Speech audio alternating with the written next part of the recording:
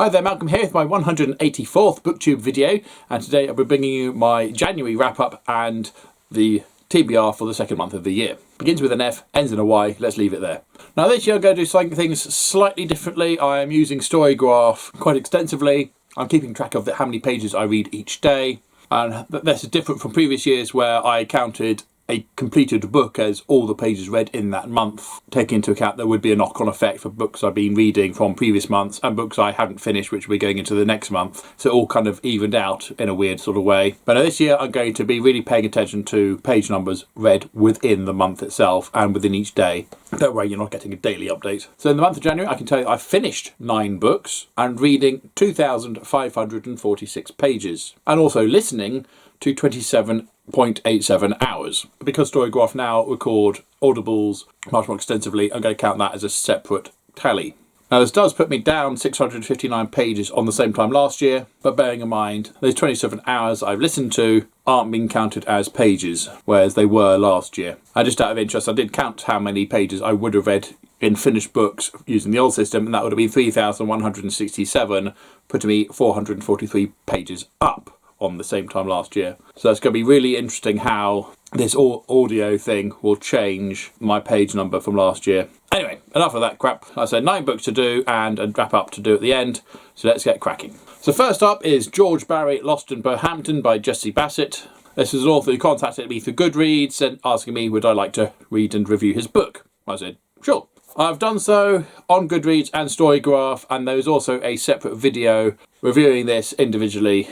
So I'll leave a link to that down below. Go check that out if you want to know what I thought of this one. And after that, I then finished You Can Ho. This is book 3 of Calvin and Hobbes. Absolutely wonderful comic strip about a 6-year-old called Calvin and his imaginary friend Hobbes, who to everybody else is just a stuffed tiger, but to him he's very much alive and real. And we got him at school during the holidays, summer break, waiting for the bus, sitting behind the desk, trying to force down whatever mum has prepared for dinner, doing homework, not doing homework. And in each time, his overactive imagination takes him on adventures, outer space, dinosaurs, no gravity, monsters, bugs, anything at all that just basically means he's not dealing with whatever's right in front of him, and usually to hilarious results. And this one features a tale of him seceding from the family and running away to the Yukon. Turns out to be a little bit further than he expects, and he's a very rapid falling out with Hobbes, but it's a mini adventure within the collected tales here. And after that, it was straight on to Weirdos from Another Planet, book 4. And as far as I'm aware, this, I think, was the first Calvin and Hobbes book I read. That's the first one I managed to get hold of way back when. So more of the same, absolutely lovely stuff. And in this one, in a very short series of strips, he and Hobbes travel by cart to Mars. Earth is polluted and disgusting and full of people, so they go to Mars and find that they're not alone. A nice little political, environmental commentary there, done in a very fun way. And needless to say, both of those are booktastic. And after that, I then read, after 2 long years, Clash of the Sky Galleons, book 3 of the Quint sequence from the Edge Chronicles by Paul Stewart and Chris Riddle. And as far as I'm aware, this is the 3rd and final book of the 3rd and final trilogy. I know there's a couple more books that sort of tie in everything together. This is book number 9, 3rd one chronologically, time-wise. And I recommend just read the Twig sequence, the Beyond the Deep Woods, Midnight over Santrafax and Storm Chaser. This really didn't do very much or go anywhere, and the fact that my son wasn't really interested in listening to it, and the fact it took us 2 years to get through it, should say a lot. It was alright. I mean, I do like finishing off a trilogy, so I gave it 3 stars for that reason. Worth reading. Full of Chris Riddle's wonderful illustrations, but really, there's apparently this big hench bad guy, but he doesn't really feature at all for most of it, and when he does, it's not what you think it is, and it's really obvious what it is actually. But most of the time they're just going from place to place, not really doing much, and I'll say 2 years reading it, can't remember what happened half of the time, and I just didn't care. But finally finished it, thank goodness. So putting a pin in the Edge Chronicles for now. Next up, I then read Red Mars by Kim Stanley Robinson, and I read this one with my ears. This is an audible, done by somebody or other, narrated by Richard Ferrone. Red Mars is a book I read, I think I was about 14 at the time, possibly too young. I had very little recollection of this. And this one, a man called John Boone was the first man to set foot on Mars. He subsequently then returns home, and then is involved in a later mission to go and colonise the place, and he's one of the first 100 who get sent out to go and settle Mars. The story starts several years into having settled Mars with John Boone's murder, and then we have different points of view of various members of the 100 as they're training to become astronauts, as they're on the Ares on the way to Mars, and going through the various minutiae of construction and survival on a hostile planet.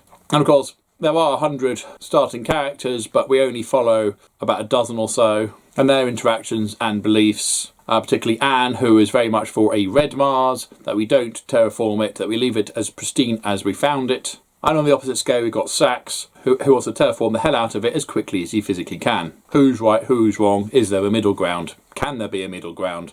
And after quite a few years, more settlers turn up from Earth, which is having its own political issues at the moment. And invariably, like with any colonial story, we then go from a settling and to survival to, well, whose Mars is this?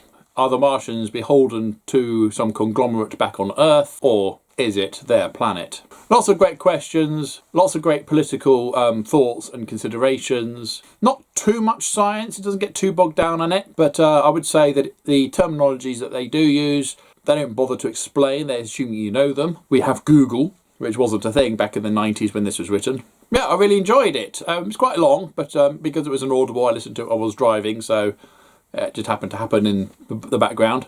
I certainly enjoyed some characters more than others. The character of Anne I found really annoying. I saw where she was coming from, but she was still really annoying. Maya's a bit of a hussy, Frank's a bit of a git, and John was just clueless most of the time. But no, they're fun characters. Yeah, worth buying. Looking forward to book 2, which I haven't read before. And after that, I then finished Revenge of the Babysat, the next Calvin book. I think it's book 5 now, and more of the same as before. But there is a great sequence where Babysat Calvin steals Rosalind's homework and threatens to flush them down the toilet unless his demands are met. And ironically, this one's quite tame compared to some of the later babysitting exploits that he gets up to with poor Rosalind. But as usual, booktastic. Absolutely love the series. And then after that, finally, I then finished Mistress of the Empire by Raymond E. Feist and Janny Wirtz. This is book 3 of the from the Empire trilogy from the Riftwall series. The final story featuring Mara as she's just trying to survive the politicking and assassins of her world.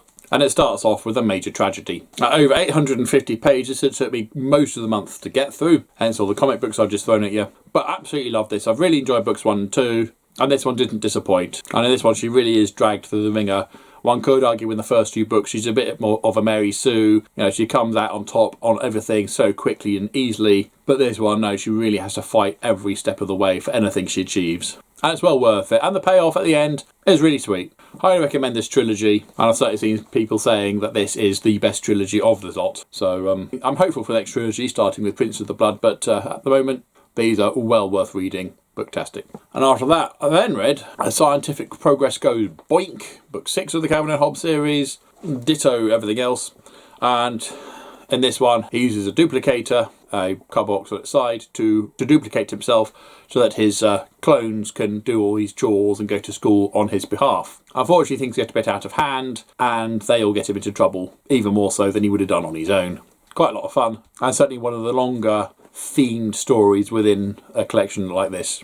Booktastic. And the final book I managed this month was Winter in Eden by Harry Harrison, book 2 of the West of Eden trilogy. Directly follows on from the events of book 1. Obviously can't tell too much because of spoilers, but at the end of book 1 they've achieved a thing, but now can they hold on to the thing? And there's also going to be repercussions from having done the thing. Kerrick's wife Armand goes on a trek to go and find Kerrick because he doesn't come back with the others, and she ends up with another group of ape descendants, introducing a whole new area of this world. Fainty is still trying to do her thing of wiping out the disgusting humans, and the Daughters of Death, or the Daughters of Life, depending on who you are, establish their own colony in South America and make a few surprise discoveries down there. Like the first book, this was absolutely fantastic, full of really imaginative creations, creatures, beings, situations, and some wonderful interactions between humans and the Yelene, evolved from dinosaurs. Yeah, absolutely brilliant, booktastic. And it does kind of wrap everything up to a degree. I'm Looking forward to reading the third book, Return to Eden, but have absolutely no recollection of what happened in it. So there we go, that was my reading for January. I only managed 2 of my planned 4 books for the month because Mistress of the Empire just took forever, purely because it's so massive. And so, on to month number 2. My planned reading is Day 4 by Sarah Lotz. This will be my book of the month. It looks to be a horror set on a cruise ship that has broken down in the middle of the Gulf of Mexico or something. And it follows a bunch of people on there as they're just working out what's going on. Somebody's been murdered. We follow one of the murderers. And it looks like it might be a ghost story. I haven't read the 3. This is sort of the sequel / simultaneous events happening at the same time type story as the 3. I do want to read the 3 because the 2 do have a vague tie-in apparently, but looking forward to giving this one a go. Once I've done that, I'll then move on to January's 3rd book of the planned reading, A Stroke of the Pen by Terry Pratchett.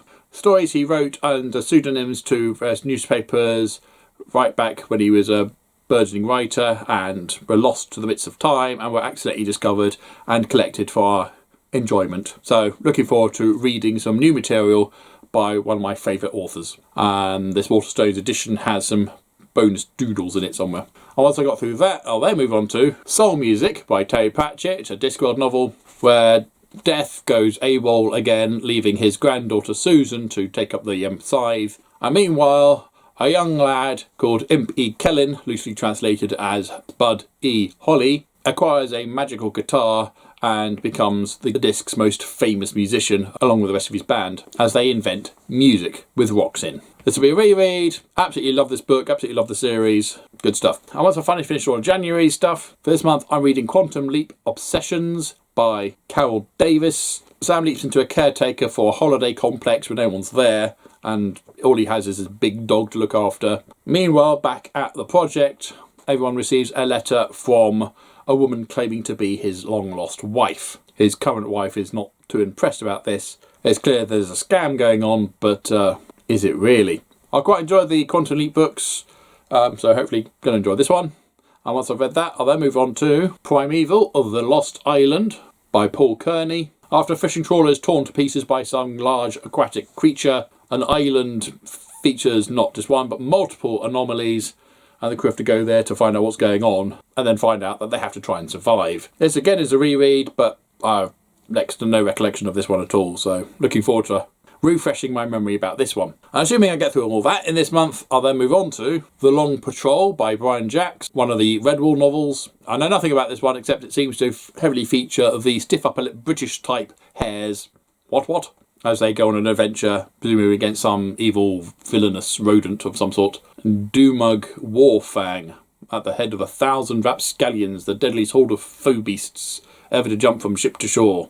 Doesn't actually say what it is. Usually a rat or a stoat or a fox or a carnivorous woodland creature of some sort. I've read quite a few of these now. They have started to get a little bit samey, kind of hoping this one's going to have a different feel to it. And if I do get through this, I'll then move on to Buffy the Vampire Slayer Doomsday Deck by Diana G. Gallagher.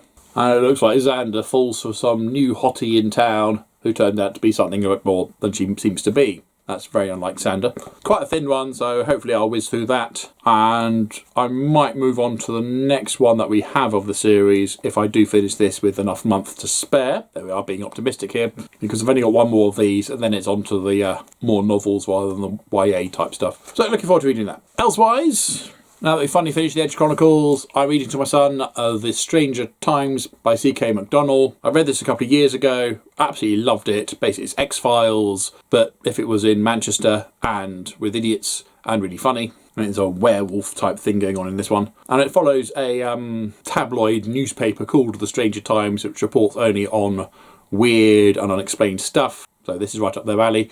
And we follow Hannah, who's just joined the team, and this case pops up. He's absolutely loving it so far. Really, really funny stuff. To my wife, I'm still reading A Curse of Krakens by Kevin Hahn. This is book 3 of the 7th Kenning series, possibly trilogy. A fantastic fantasy featuring various peoples, each one where members are imbued with a special kenning, a magic ability, whether it's fire, earth, water, air, life, death, animals, and so on and so forth. And the 7th Kenning is finally turned up. in a previous video I said it was about the animals. That's only the 6th kenning. There's a 7th one which has hitherto been unexplored.